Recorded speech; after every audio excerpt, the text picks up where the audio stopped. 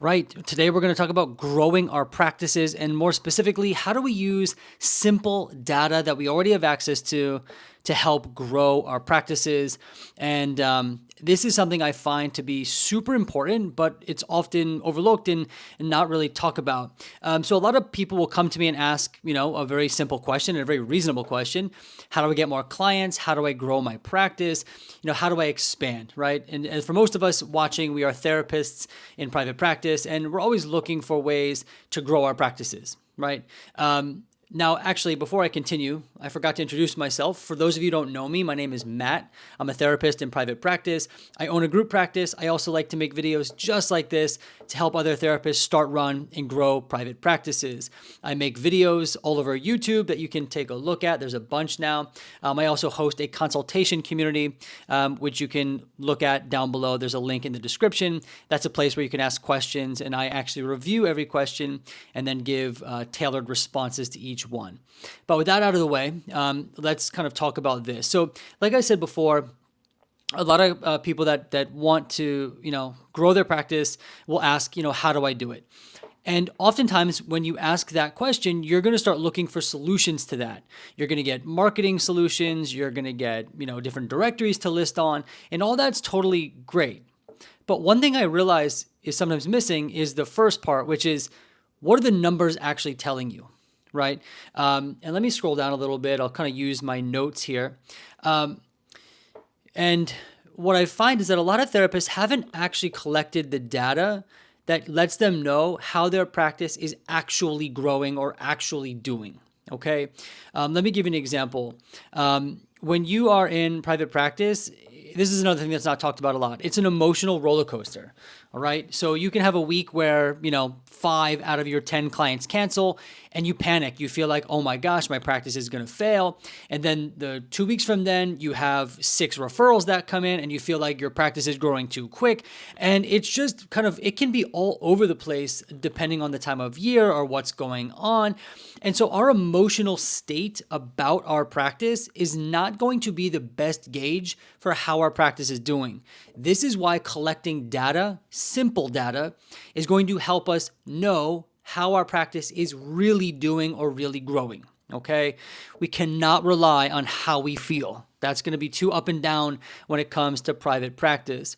And then once we have the data and we take a look at how we're actually doing, we then can actually target our strategies appropriately. That way we're not throwing spaghetti at the wall and seeing what sticks, but we're actually thoughtfully deploying strategies in a direction that is promising. All right. So that's why we want to do this. Now this is actually not going to be too complicated. There's a couple numbers that I would suggest people looking at. Now we can go above and beyond with data collection, right? You can collect really data about anything you want, but if you're just starting out or you just want to keep it simple, here's 3 parameters I would suggest you look at. Number 1 is how many referrals you're getting, right? And I would usually break this down by month. And there'll be a sample chart, which you can already see peeking out down below. I'll show you that in a second. So number 1, how many referrals you're getting. Number 2, how many of those referrals became clients, right? So how many of them went past just the initial consultation and actually scheduled a real session with you. And then number 3, where do those referrals come from? All right. Now, of course, we can collect more, but we should just starting there is going to keep it simple and give us a lot of very valuable information. Now, I have a sample graph. It's not a graph, it's a chart, a sample chart down below.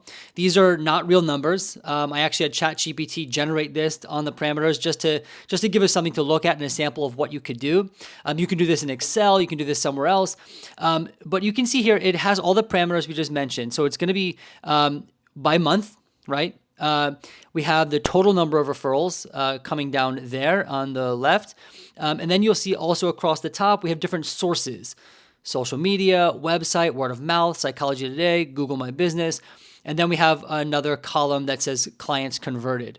And if you just take a look at this, right, you could quickly kind of see that if this person was to come to me and say, hey, I need my practice to grow, I'm not sure how it's, I think I'm not doing well enough, I would say, well, let me see how it's actually doing, right?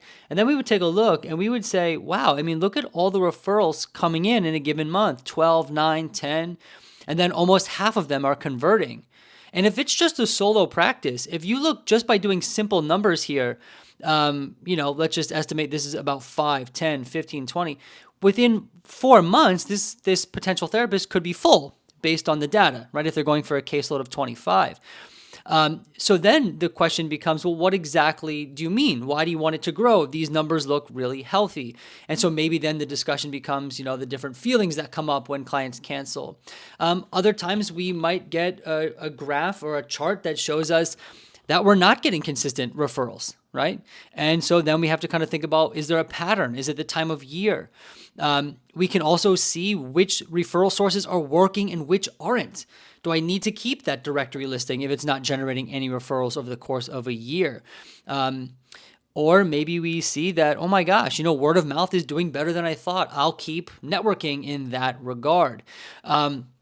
Now, again, this is just an example of a table, but you can see that if we collect this type of data, which actually won't take you very long to do, you can even start now when you start getting referrals, create a spreadsheet and make it, you can do this kind of format or another format and just start making that part of your workflow. A client calls, you mark it down, you put where they come from, that kind of thing. And the other thing that people often forget is that when we think about private practice, we're thinking long-term, not just short-term. So we might have a really terrible week in terms of clients discharging and not getting referrals. And then 2 weeks later, we have a week where 5 or 6 people come in to our practice, right? So we're taking the bird's eye view. And so we want to collect data over a decent period of time before we make any abrupt changes, right? Let's say, I don't know, I look at, let's just say, for example, social media in June. Oh my gosh, I got 1 referral in June and it's June. And I go, I'm done. I'm not doing social media anymore. Well, that might not be the best decision because if you look at the course of the year, it's still generating a decent number of referrals, right? And so again, the point here is that the data is going to give us a much more realistic picture of what our practice is doing, how it's growing, what we need to do, where to deploy strategies. And I think you get the point. But I really did want to make this video because a lot of people forget this part. They skip this step or they don't think about this step. And so hopefully today, this encourages you to think about this a little bit. You can start doing this today for your own practice. Once I started doing this, it really helped my practice grow, to be honest, because now I was deploying strategies that were more targeted. I wasn't so panicked because I had numbers to look at rather than just my feelings. And I think you get the point. So that's really it for today's video. I hope you found this helpful. I hope you learned something. And at the very least, I hope you found it enjoyable. And I will see you in the next video.